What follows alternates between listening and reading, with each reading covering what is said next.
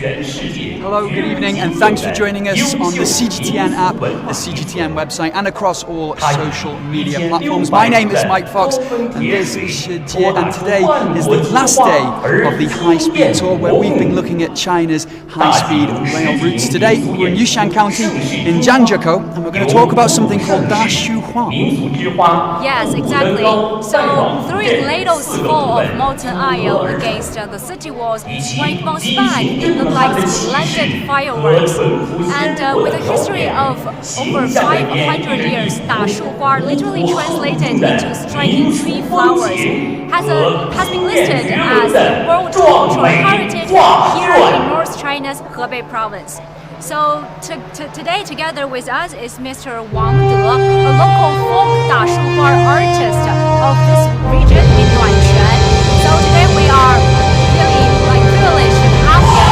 And the question we want to ask is that first of all, how long has he been playing this kind of skills or artist? 所以王老师，您打书花打了多少年呢？打了30多年了。30多年。So basically, he has been performing this 打书花, the striking tree flowers, for over 13 years. It's certainly a long time to be doing anything. I think the interesting thing that I would like to know is what is the, we can see it going on behind us, obviously a very traditional and, let's say, a very loud performance. That's why I have to speak very loudly. What is the meaning, I think I want to know, behind Dashuhua? What does it represent? Yes. 所以我们今天来到现场，可以看到这个环境非常的热闹，对吧？那我们想要了解的就是我们打书花现代的意义是什么呢？现在的意义就是为了把我们这个民俗传承下去，给越来越多的人让他了解到我们这个打书花的来历呀，这个壮观、震撼，特别的好看。Yeah. So basically, as a traditional culture here in Zhangjiakou Province, and the master said they want to let more people, especially the people from across the nation or even from across the world, to know more about this skill. We know that it's a splendid firework-like skill, and to pass it down from generation to generation and let more people to know this kind of special skill. I think another interesting thing to talk about also, you're going to have to bear with us, it's extremely loud here because we can see the performance going on behind us, but we'll do our best. Another thing, we can see a lot of colours, a lot of choreography that goes into performance like this. So, I want to know, how do you prepare for something like this? How do you get ready for something like this? Yeah. 所以我们在准备打书花之前，有没有什么样的准备工作是什么样的？准备工作是先把那个炉子一节一节的摞起来，摞起来以后加上炭，然后把火升着，升着以后让它温度慢慢升高，升高以后在打之前20分钟将这个火升起来，把生铁放在上面，然后温度达到1600度，这个铁水就慢慢融化，融化好以后，那个包俩人抬了以后到这个台上，到台上以后，我们就开始用木勺划上，往城墙上划上。Okay, so basically 20 minutes before the show, the artist will melt the wasted iron into a furnace.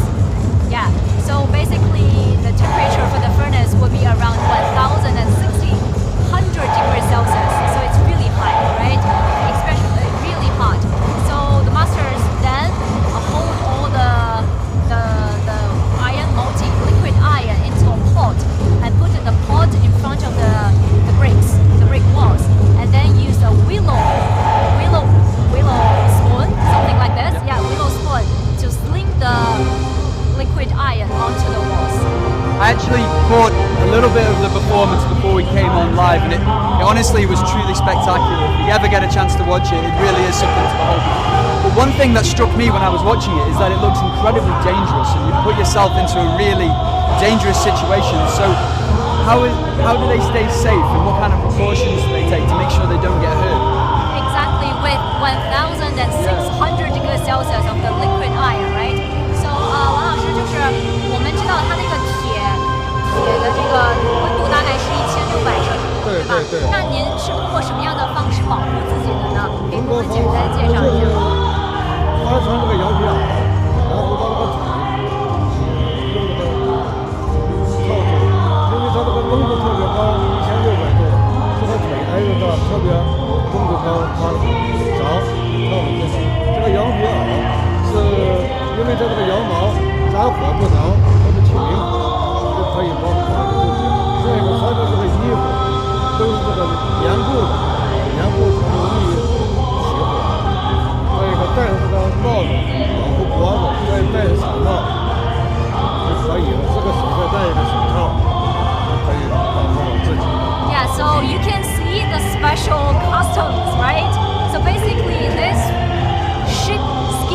coat is special, and you see that this is inside out, right? They wear this inside out sheepskin coat in order to protect themselves from the sparks, and also together with the straw hat to protect their face and their hat from the sparks.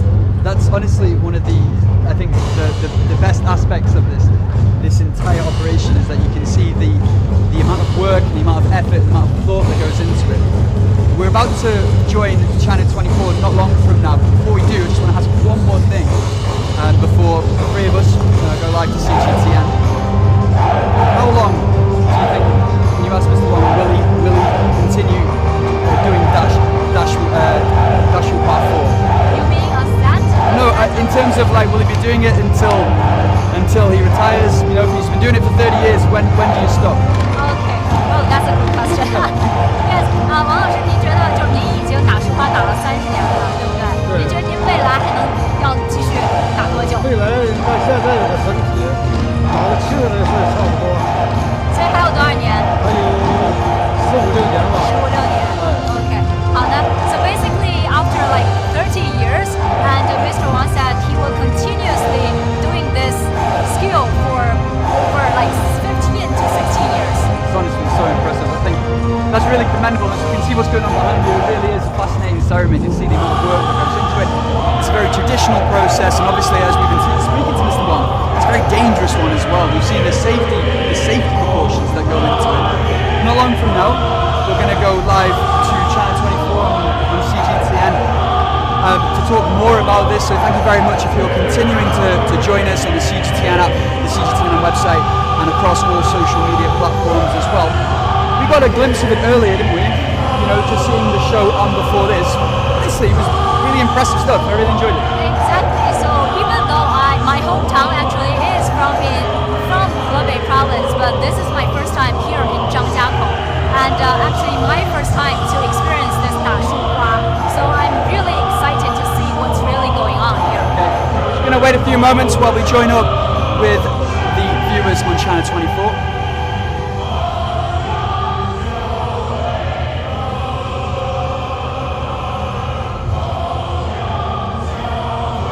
Moments, we'll continue our coverage of Dashuhua, talk a bit more about it, get to know the traditions and the culture that go with it as well. Fox and Zang Shijie in Zhangjiakou's Yuxian County. Let's join in them. Hello, good evening, Wang. Thank you for joining us on China 24, and thank you also if you're continuing to join us on the CGTN app, the CGTN website, and across all social media platforms. My name is Mike Fox. I'm here with Shijie. We're here in Yuxian County in Zhangjiakou, beg your pardon, talking about something called Dashuhua. Exactly, yes. During Lado's fall of molten iron against the brick walls, when it bounced back, it looked like splendid fireworks. So with a history of over 500 years, Dashuhua, literally translated into striking tree flowers, has been listed as an intangible cultural heritage here in North China's Hebei Province. So today, together with us is a local folk artist of Dashuhua, Mr. Wang De. So the first question I am really interested is about how to become a skilled Dashuhua master. 所以王老师，您能给我们讲一下，就是如何成为一个就是有经验的打树花的师傅吗？ Talk about Dashuhua. First of all, that you need to learn from your father about the traditions, about the basic skills, and also you need to train years of practice. So we talk about the shape and also based on your skills, based on your arm strengths. So also need to protect yourself in order to better perform, right? I think something that I want to know is, you know, it's obviously a very traditional Chinese culture, very, let's say, traditional here in Zhangjiakou. So how important is it to keep that tradition preserved? Yes, exactly. So, 您觉得就是我们打树花有什么样子的现代意义呢？ So to your question, first of all, we would like to carry it forward generation by generation, because this is our assets. And also would like everyone, not only in China, but also people around the world, to bring that happiness to them. Thank you, Mr. Wang, and let us know more about the traditional skill of Dashuhua. So it has like high recommend for the masters.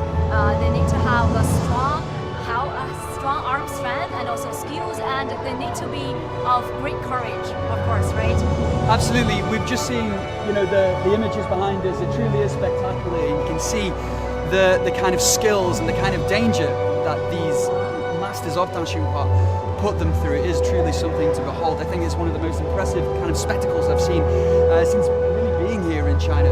I think one thing I'd like to ask our guest, Mr. Wang, is that, just about his process and about his preparation for something like this. It's obviously very dangerous. OK， 所以王老师，你给我们简单的介绍一下我们的准备工作，因为看起来还是有一点危险的，是不是？准备工作是。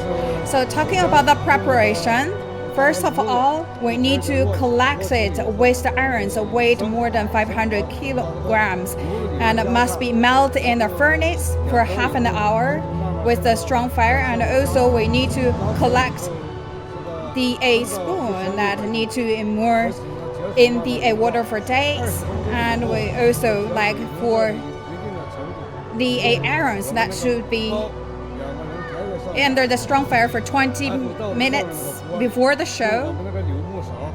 And we talk about the spoon, actually it's the wooden or the willow spoon that we use for the performance. Thank you, Mr. Wang, for letting us know more about the striking tree flowers. Okay, that is about it from us. Make sure you join me tomorrow, because I'm going to the Taiwu ski resort also in Zhangjiakou to check out some of the venues for the 2022 Winter Olympics. And I believe you're going to stay here in Yuxian, aren't you, Shijie? Yes, I will be staying here in Yuxian, Zhangjiakou, and to experience more of the local traditional activities. Okay, thanks to Mr. Wang as well. And for now, it's back to you in the studio. Well, thanks so much, Mike Fox and Zang Ziquan there. I thought it was a major fireworks display, but it's turning out to... I believe now we're back with these.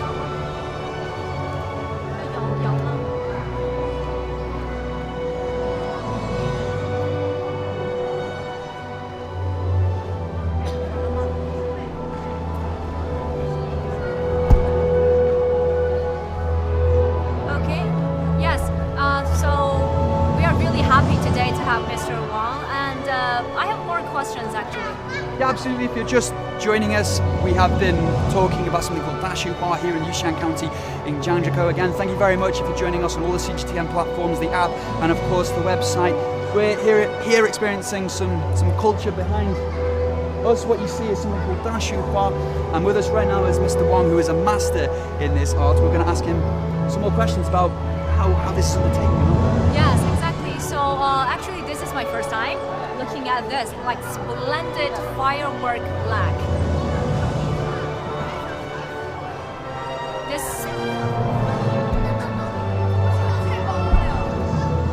So, if we could just ask, I know we haven't got...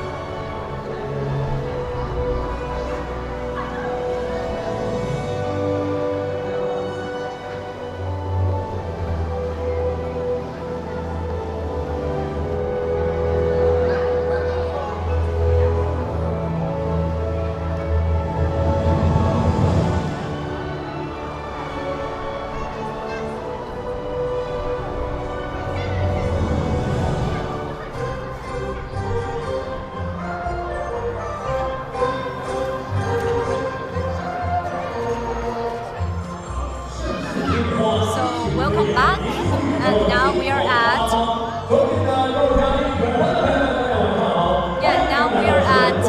Zhangjiakou in North China's Hebei Province in Yuxian County. And today we are live streaming on all social media platforms and of course CGTN digital website. And for you to let you to know more about this special traditional skills of Dashuhua? Absolutely. For me, it's my first time experiencing something like this. I can tell you it's a very impressive process, a very dangerous one as well. Luckily enough, we're joined by one of the masters of this tradition, called Dashuhua. This is Mr. Wang, and he's been with us since we've been live streaming everything that's been going on behind us. He is probably one of the best people to talk about this process. So I think we're going to pick his brains more about what is involved in Dashuhua. Sorry, it's quite noisy. It's very loud here. You're going to have to bear with us with everything that's going on around us, which is the noise. I think we're going to talk a bit more about the traditions of this. And I suppose what I would like to know from Mr. Wang is how did he get involved in Chinese folk art and Dashuhua itself? Okay, so 您就是通过什么样子的一个契机开始学打树花的，或者您跟我们讲一下，就是打树花的历史是什么样的？树花是在500多年以前，现在一个有钱的人，然后炎黄豆，这个没钱的人，因为我们从那个制作业比较发达，在平时干活的时候，这个铁水构建的地方它干得比较好看，就把它4个搬到城墙上。后来试验成功以后，就慢慢延续到现在。Okay, so basically it's because of the local blacksmiths of the town. Because in ancient times, the local blacksmiths, many of them can't afford the fireworks, especially for Chinese Spring Festival or Lantern Festival. So the blacksmiths were inspired by the sparks of iron when they are working. So they poured the liquid iron onto the Great Wall above the castle gate and find that when bounced back, it looked like splendid firework showers. And is Mr. Wang a blacksmith himself? What does he do day to day? Okay, 所以您本身的职业是什么呢？就是平时晚上不打铁花的。以前是农民种地，到现在也是种地。白天种地，晚上业余时间打树花。Okay, so basically Mr. Wang is I should say a farmer, a professional farmer and a professional Dashuhua artist. Yeah, during the day he has his farmland. Yeah, he has his farmland, and in his spare time, especially during the evening time, he will come here and play the show to the audience. Well, it's time now to say thank you very much, Shijie, Mr. Wang. Thank you very much for joining us. We know you have to go and prepare for the evening performance, so we'll go and let you go. Thank you very much. 谢谢王老师，您可以去准备了。谢谢您，谢谢。Okay, that was an interesting insight into what is going on here. It's a very traditional, but also a very, in many ways, high-tech performance because it involves a lot of pyrotechnics and a lot of flames, a lot of fire as well. When we were watching it earlier, it was actually surprising for me to see this kind of thing going on behind us because I didn't realise the kind of aspects that are involved. These guys essentially stand just in front of that wall, and it looks like these flames and big bolts of light are falling directly on them. That's why Mr. Wang, when he was talking to us, was talking about the kind of protective clothing and the precautions they have to take when undergoing this kind of tradition. Exactly. So even my hometown is here in Hebei Province, but not from the city Zhangjiakou. This is the first time for me to witness, to see with my own eyes of this striking tree flowers. And I have been heard about these traditions actually when I was a kid back at home, and I know this is a splendid firework showers or sparkles. So what's your first expression when you first see this? Well, it's certainly very bright, I can tell you that now. There's no need for any stage lights here because it's all coming from the screens, and obviously later on you'll see the flames that go onto the wall. I am a big fan of everything dance, I always have been. So it's really cool to see stuff like this, you know, different kind of dancing cultures. And also earlier, before this started, we had a drumming show. I'm a big music fan, and I love drums. I love the deep booming sound of drums. And there was a fantastic display of beats just on before the Dashuhua started itself. So it's obviously not just about that thing that we've been talking about. It's a whole performance involving all sorts of different aspects of Chinese culture behind us now. We've got a very traditional dance, which is obviously very well choreographed, and I think the audience just behind us there are all enjoying it too. So my impression is the same as everyone else. I think it's a bit different for me because obviously I'm not from China. I don't think we really have an equivalent in the UK where I'm from, but at the same time, it's always just good to see different cultures, different experiences. And even if you're from China, doesn't matter where you're from, even if it is your culture, it's good to see it expressed as well. Exactly. It's more like a celebration or get together for the local people to celebrate something, right? And also to pray for the best for the coming year. And also, as you said, and also as Mr. Wang said, this kind of stew is not just a traditional stew. It has some new meanings to now, right? They want to pass it down from generations to generations, and also they gathered together to form a show, not just the Dashuhua, but also together with local dances, local songs, and make it more like more like a concert, more like a performance, with a total length of nearly 1 hour. Yeah, right? we were saying earlier actually, before we started, that this year you were saying that it actually takes on extra meaning because of events around the world this year causing disruptions to China's Spring Festival. So this is almost a delayed Spring Festival where families can get together and celebrate Chinese culture and celebrate getting back together. So the Dashuhua this year has taken on extra meaning and a more, let's say, a more personal meaning to many Chinese people. Exactly. So for these national holiday from October 1st to October 8th, that'll be tomorrow, right? So basically many people travel for the very first time in 2020 because what has happened around the world right now, starting of 2020. So for most of the Chinese people, we think this national holiday would be a late spring festival for family gatherings or even for the traveling. Yeah. I mean, it's certainly good to see everyone getting back together in what's been an extremely difficult time for everyone around the world, not just in China, obviously. But I think as we get further down the line, towards the end of the October holiday, it's been a different kind of vibe this year for obvious reasons, and it's good to see people coming out now, experiencing local traditions. I wonder this kind of thing now, as we're seeing, is very specific to Zhangjiakou. What else will we be seeing across what other things will we be seeing across China? Can you tell us what is the equivalent in maybe Beijing or Shanghai? What other things do they do? Well, actually, for me, to be honest, I didn't travel a lot this year in 2020, okay? The only provinces or regions I've been to is Xinjiang and Tibet, autonomous regions. So, but here for Chinese people, we believe that family gatherings and especially the traditional activity is important, especially during the traditional festivals, like national festivals or spring festivals or the Lantern festivals. So, speaking of the high-speed railway, Mike, what's your thoughts or what's your understanding for the Chinese of high-speed railway? Well, it's been fun so far. I don't really have anything to compare it to because where I'm from, we don't have high-speed rail.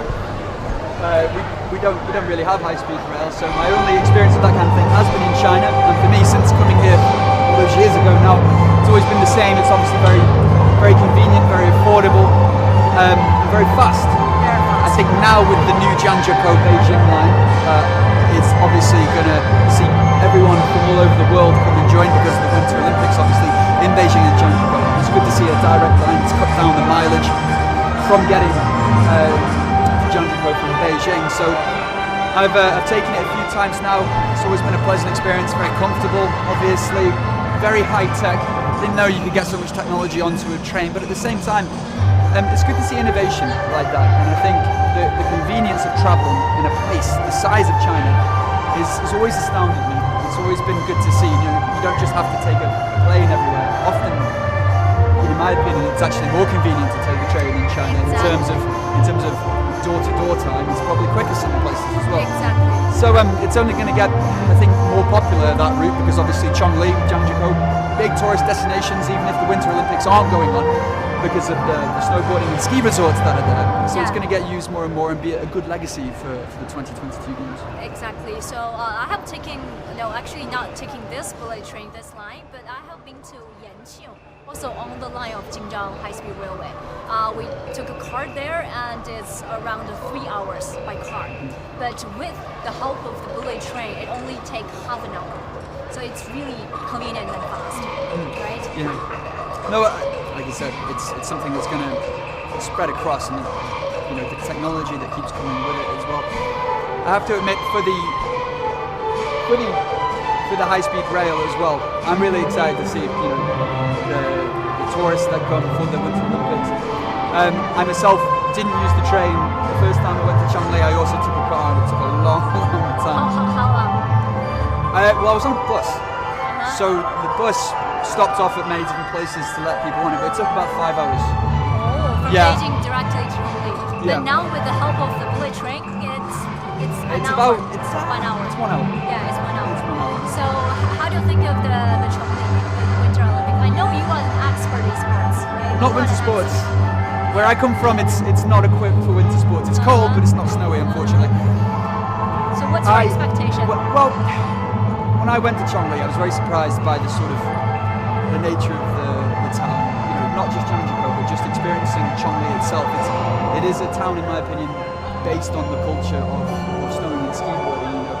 Every other door, every other shop seems to be a ski shop. You could obviously get a lot of hot pot there. Me and my friend, when I was there, we ate a lot. A lot of the local cuisine there, which is obviously food designed to keep you warm. So I enjoyed that. I mean, we're going back a while now, but last time I went, it was just good fun. And I didn't fall down too many times when I snowboarded for the first time. I did pick the steepest hill, but I didn't hurt myself too badly. But it was all good fun. I'm going to go again, definitely. Now I'm a little bit better at snowboarding. Definitely. I love snow sports, but I'm not very good at it. I love them. I like the feeling of snowboarding, so rapid and with the world or only yourself in the world, right? Well, yeah, not when you're joined by tens of people going down the same hill as you. Yeah, exactly. Yeah, So it can be difficult. Hopefully, we will be back together in 2022. Okay? Absolutely, that'll be Okay. fun. Yeah, I won't be competing though. I'll be working just before you think I might be starting a career as an athlete. I need to lose some weight first. Exactly. So just back to the Dashuhua skill, back to what we have here. I'm really happy actually for the late spring festival on national holiday, right? We prolonged this kind of spring festival for over 8 months because of the crisis, because of the outbreak. So let's wish for all the best for the 2020 and what's your expectation for the Well, obviously last? China's come through this situation very well. It seems to be edging towards the light at the end of the tunnel, where places where I'm from, it seems to be in the midst of it right now. So obviously, I think a lot of those places can look to China and for almost a little bit of inspiration, a little bit of hope, because China is coming through it, and I think other places will too, and that's the main thing. It's good to see all these people gathering here. Obviously, still precautions, bit of social distancing, masks on still, so people are still being careful. At the same time, I think people are now starting to get back to normal, and it's a slow process but an important one. And I just hope now that the world can recover. Exactly. So basically, this will be the last 2 days of our high-speed train tour for us from CGTN, and we will be happy to let more people to know what is special here in China and also the traditional skills, and to let more people not just across nation but across the world. Absolutely. Okay, so I think that will be all for today's I think so. show. I think so. I want to watch more of the performance. Exactly. It looks good fun. All right, well, thank you very much for joining us on the CGTN app, the CGTN website, and all social media platforms. I'm Mike Fox, this is Shijie, and we've been in Yuxian County in Zhangjiakou, bringing you some traditional Chinese culture, focusing mainly on Dashuhua. It's been a lot of fun, and we will see you soon. Yes, please follow us on CDT and all platforms, and stay tuned to us for more interesting and special stories in China. Thank you. Bye-bye.